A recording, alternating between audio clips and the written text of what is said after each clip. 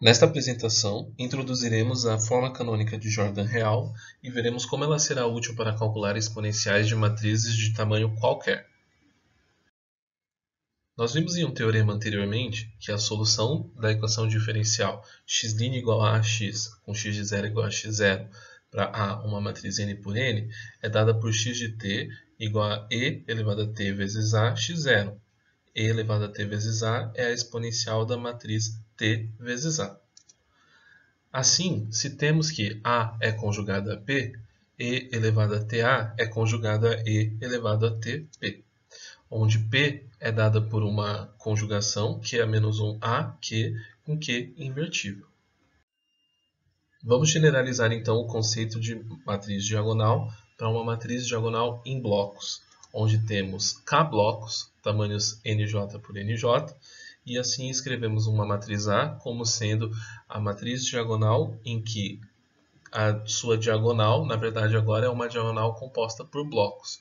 Então, A1, A2 até a K, e 0, os zeros aqui dessa matriz, na verdade são as matrizes nulas de tamanho variados, NJ1 por NJ2 e assim por diante.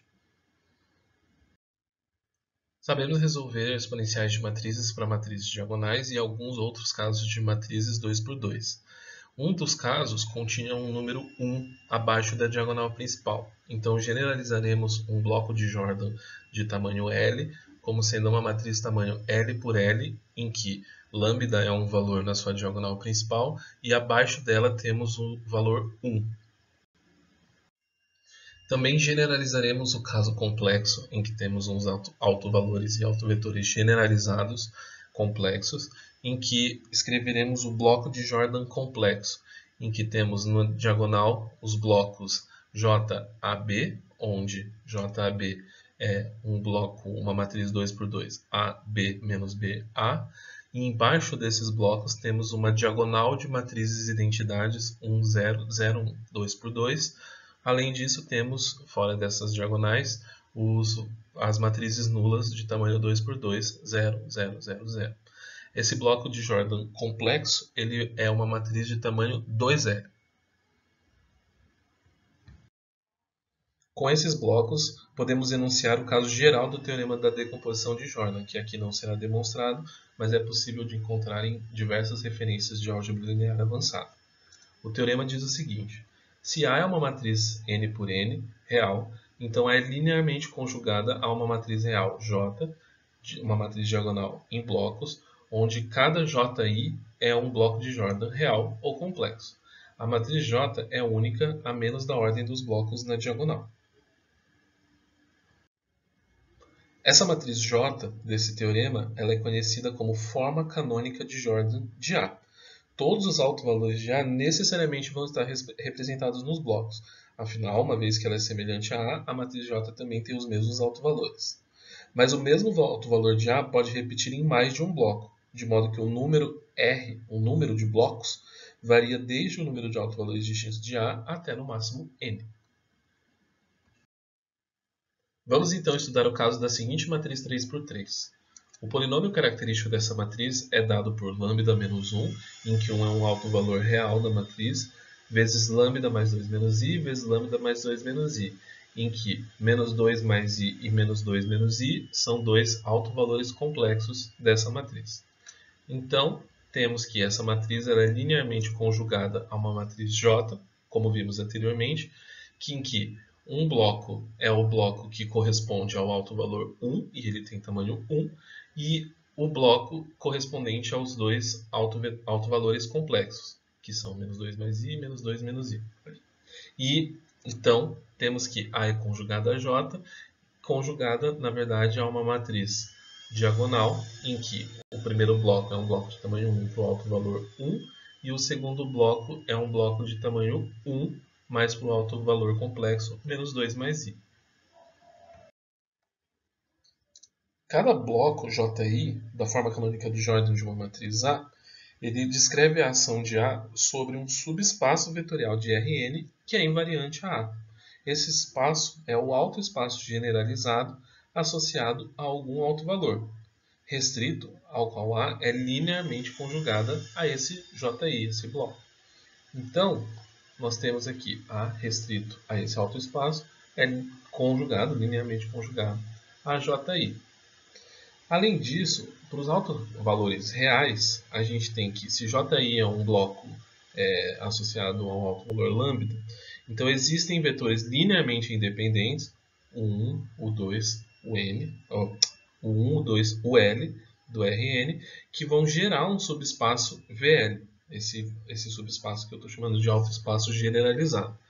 Então aqui a restrição é linearmente conjugada a Ji.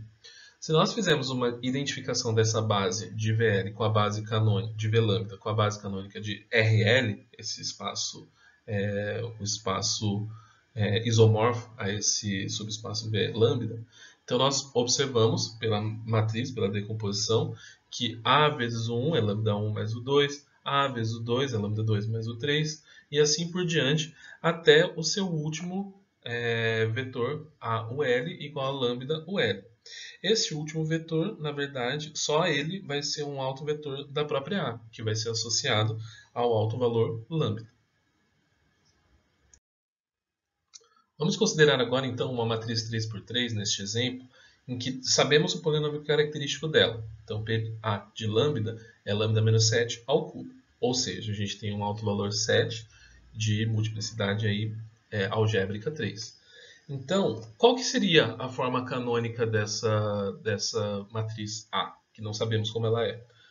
A resposta dessa pergunta vai depender somente da dimensão do autoespaço associado a esse autovalor, lambda igual a 7. E essa dimensão ela pode ser 1, 2 ou 3. Se a dimensão for 1, então A vai só ter um autovetor Li e a sua forma canônica vai ser dada por um único bloco. E aí esse bloco vai ser 7 na diagonal principal e 1 abaixo da diagonal principal.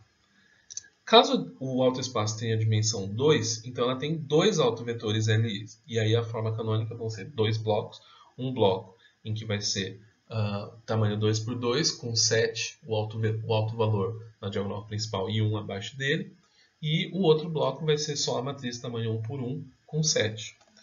E finalmente, se a dimensão desse autoespaço for 3, então A tem uma base de autovetores. Nós temos 3 autovetores gerando o R3, e esses 3 autovetores são Lis. Portanto, essa matriz ela é diagonalizável. E a forma canônica de A vai ser a matriz diagonal, em que temos 7 na diagonal principal, apenas, sem uns. Então, dado nessa notação, temos que 3 blocos de Jordan de tamanho 1 associados a um autovalor 7. Notem que não tem duas entre essas 3 formas de Jordan que são semelhantes. Cada uma delas representa uma forma distinta de representar a matriz de similaridade.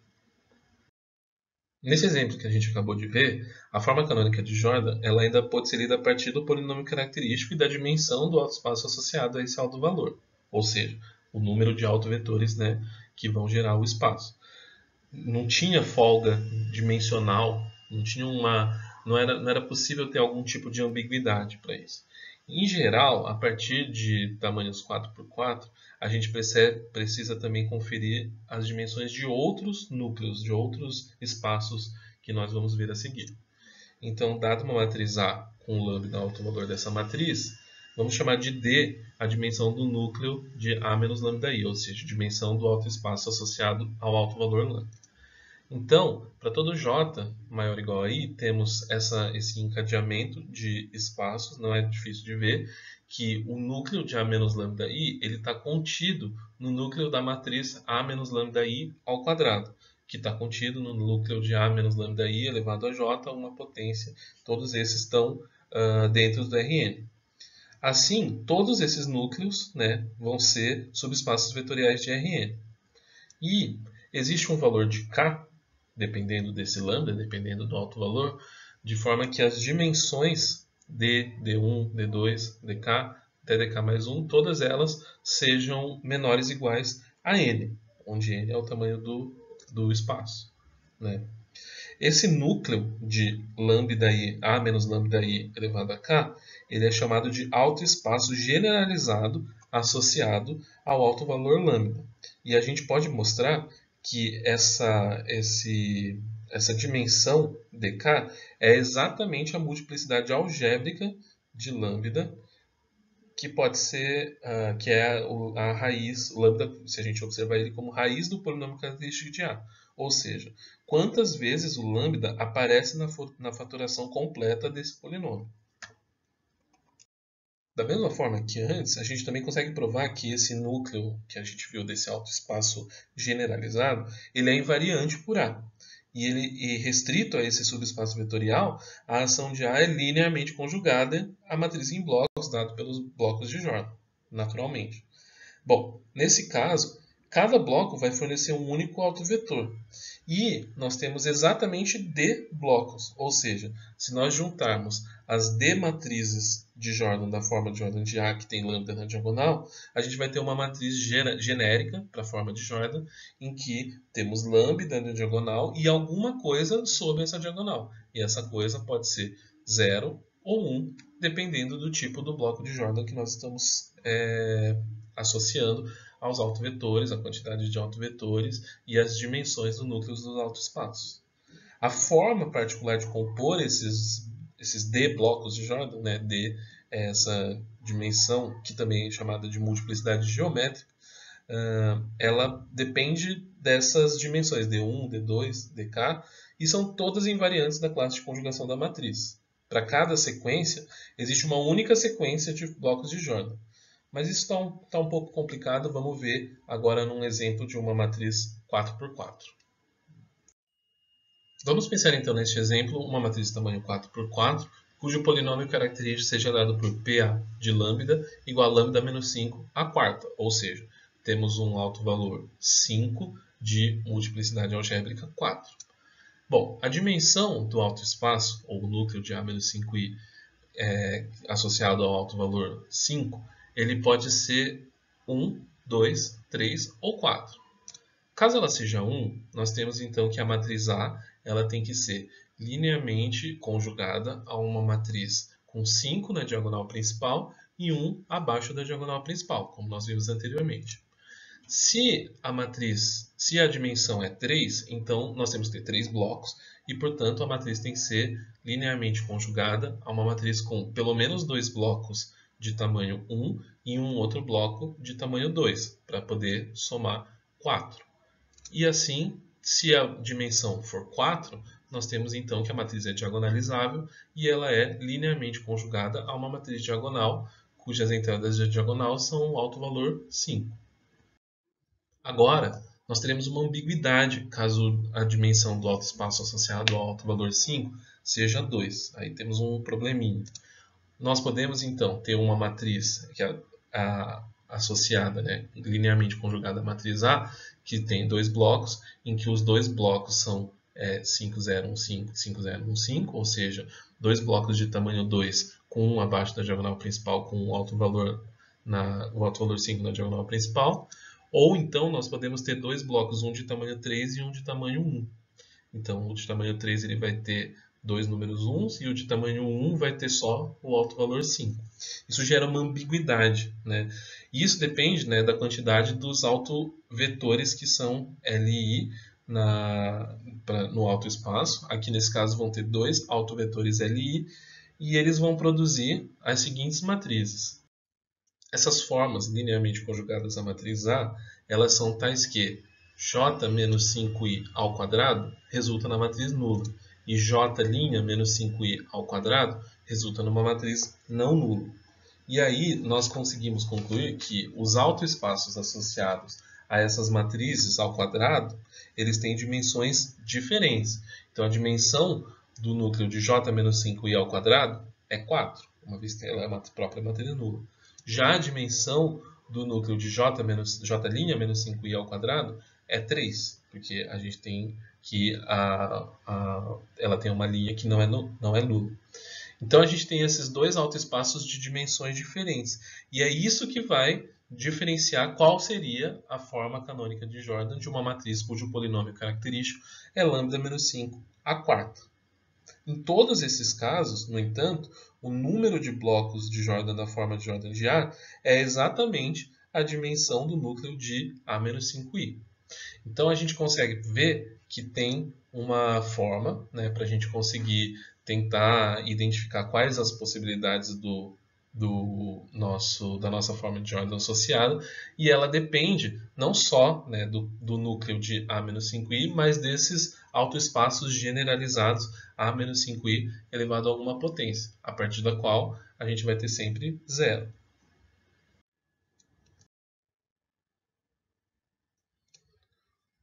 Nós concluímos, então, que, dada a dimensão, né, desse autoespaço generalizado A-5i ao quadrado, que aqui a gente está chamando de D2, se D2 for 4, nós vimos então que a matriz vai ter que ter dois blocos associados ao alto valor 5, de tamanho 2, blocos de Jordan.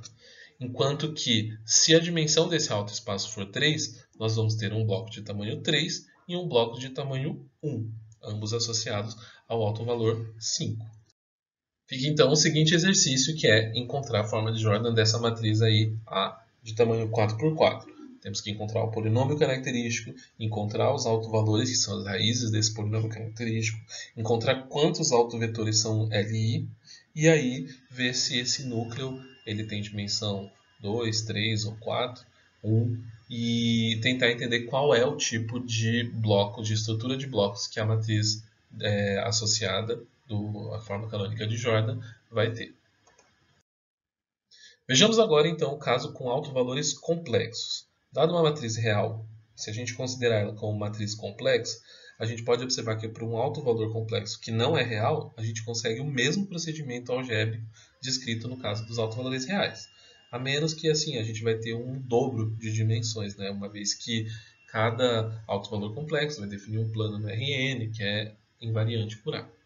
Dessa forma, então, se Ji for o que a gente está chamando aqui de JAB, né, aquele bloco de Jordan complexo, pertence à matriz de tamanho 2L, então existem vetores o 1, o 2 até o 2L, que são Li em Rn, e eles vão gerar um subespaço que a gente chama de VAB de L, um subespaço de Rn, tal que a matriz A ela seja a matriz A restrita a esse subespaço, ela seja linearmente conjugada à matriz Ji, como a gente quer sempre que os nossos blocos de Jordan sejam. Bom, se a gente identificar essa base com a base canônica de R2L e A com Ji, a gente percebe que, da mesma forma para os autovalores e autovetores reais, nós temos aí uma sequência, uma série de um conjunto de igualdades em que A1 é igual a 1 menos U2, mais 1 U3, mais 0 U4, e assim por diante. E a gente percebe que, na verdade, só o vetor U2L-1 mais I U2L, pertencente ao Cn, vai ser um autovetor complexo de A associado ao autovalor complexo A mais BI. Bom, e aí a gente tem, né, em vez de uma única equação para dizer o que significa essa relação de ser um autovetor, vão ser, na verdade, duas equações. A matriz A, restrita a esse subespaço vetorial bidimensional real gerado por esses dois autovetores, ela vai ser dada por uma ação daquela matriz AB menos BA, que a gente já tinha visto, né? Aquela matriz que ela é antissimétrica. Então, nós temos aqui um exemplo que uma matriz bem grande, que 6 por 6, e a gente tem aqui que, bom, o polinômio característico dessa matriz ele é dado por lambda mais 1 ao cubo vezes um produto de dois fatores que têm raízes complexas. Como a gente tinha visto ali, essa matriz ela vai ter, vocês podem perceber, na verdade, se vocês fizerem as contas, vocês conseguem ver que o autovalor real ele fornece apenas um autovetor, né? Uma vez que a dimensão do autoespaço associado a esse autovalor vai ser 1. Bom, isso vai gerar então o quê? Uma matriz de Jordan que, se a dimensão do autoespaço associado ao autovalor 1 é 1, nós temos então um bloco de Jordan, um único bloco de Jordan para esse autovalor menos 1, e aí vai ter menos 1 na diagonal principal e 1 abaixo da diagonal principal. E o próximo bloco vai ser o bloco dos dois autovalores complexos, né, que ele vai ter de tamanho 2 por 2. E assim a forma de Jordan vão ter dois blocos. Um bloco para o autovalor real e um bloco para os autovalores complexos. Fica aqui então mais um exercício para vocês encontrarem. Agora vocês podem utilizar um auxílio computacional, né, para encontrar o polinômio característico, esse determinante aqui mais complicado. E aí vocês encontram a forma de Jordan dessa matriz, né, 4x4. E vamos ver quais autovalores ela tem. Após essa longa discussão de dizer o que é a forma canônica de Jordan, para que ela serve então nesse contexto de equações diferenciais ordinárias, nós então temos que calcular exponenciais de matrizes quaisquer. Como que a gente vai fazer isso? Utilizando a forma canônica de Jordan. Essencialmente, isso vai depender de duas coisas. Saber calcular a exponencial de uma matriz em blocos e saber calcular a exponencial de uma matriz nilpotente, como a gente viu antes. Nilpotente é uma matriz que existe uma potência dela, a partir da qual, e as subsequentes, nós teremos sempre zero. Então, vai ter um valor j, então que essa matriz elevada a j é zero, e a partir daí, j mais 1, j mais 2, todas vão ser zero. As potências vão ser zero. Nesse caso, é fácil verificar, se a gente generalizar o caso de blocos 1 por 1, que a exponencial de uma matriz diagonal em blocos, na verdade, vai ser uma matriz diagonal em blocos, em que cada bloco é a exponencial da matriz, né, do bloco A1, A2 até a K. Ou seja, né, assim a gente consegue calcular mais facilmente, uma vez que a gente já sabe calcular exponencial de um bloco, né, de uma matriz, que é o que a gente vai ver aqui agora. Nesse caso, né, então, se a gente define JL de lambda, né, um J lambda de L, como sendo uma matriz que vai ser esse bloco de Jordan aí, que a gente geral, né, ele pode ser uma matriz lambda vezes uma identidade, mais uma matriz aqui que a gente está chamando de matriz nilpotente. E aí, bom, ela é nilpotente com 1 abaixo da diagonal principal. A gente vê então que como essas duas matrizes comutam, e a gente viu anteriormente que se duas matrizes comutam, a gente tem que a exponencial da soma é o produto das exponenciais, a gente tem que a exponencial desse j lambda, na verdade, vai ser a exponencial de lambda i vezes a exponencial da matriz nilpotente, essa matriz G1 de L. E aí, exponencial de lambda i nada mais vai ser do que multiplicar a matriz inteira e elevado a G1 de L por uma constante e elevado a lambda.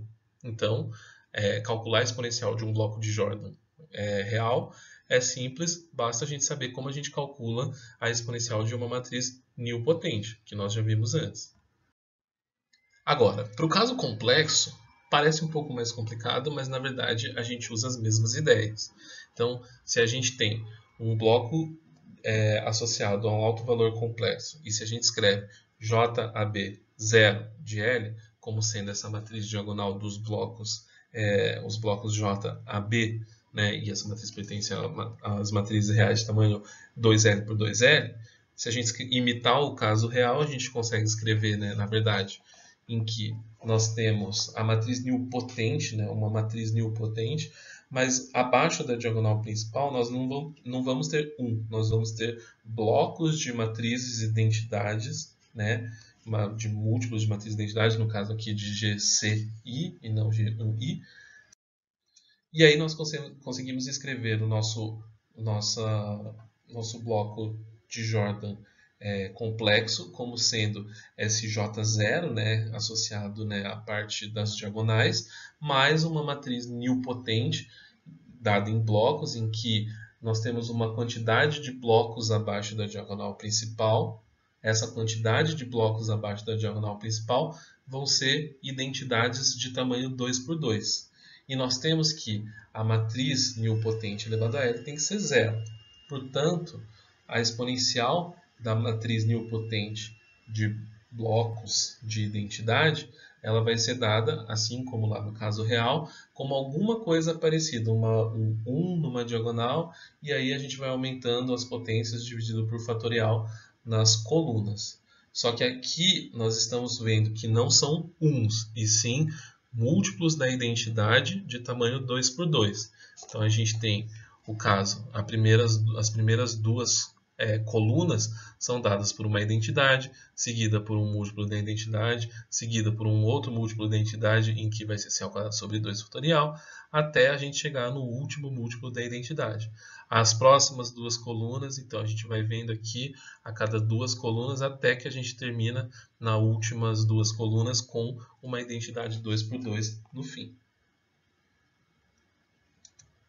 Assim, a exponencial dessa matriz, na verdade, vai ser a exponencial dessa primeira parte, que vai dar e elevado a a, né? Sinto muito, a exponencial dessa matriz de um bloco 2 por 2, tamanho 2 por 2, AB, na verdade, vai ser a exponencial de a vezes essa matriz RB que a gente tinha visto antes, que ela é a matriz cosseno B, seno B, menos seno B, cosseno B. E isso é associado, né, esse bloco AB menos BA. Então, com isso, nós vamos ver que a exponencial da matriz vai ser dado utilizando essa exponencial desse bloco, mais a exponencial, né, dessa parte. A exponencial da parte que só tem os blocos, né, sem a parte nilpotente, ela vai ser a exponencial de cada um desses bloquinhos, ou seja, nós conseguimos colocar elevado a em evidência, e aí vai formar uma matriz diagonal em blocos, em que cada bloco é dado por esse AB, cosseno B, seno B, menos seno B, cosseno B. Então aqui, né, na diagonal vão ter esses blocos de senos e cossenos. Já a exponencial, então, total vai ser a exponencial da primeira parte, mais a exponencial da parte nilpotente, ou seja, vai ser essa exponencial que calculamos aqui, vezes a exponencial que calculamos no slide anterior.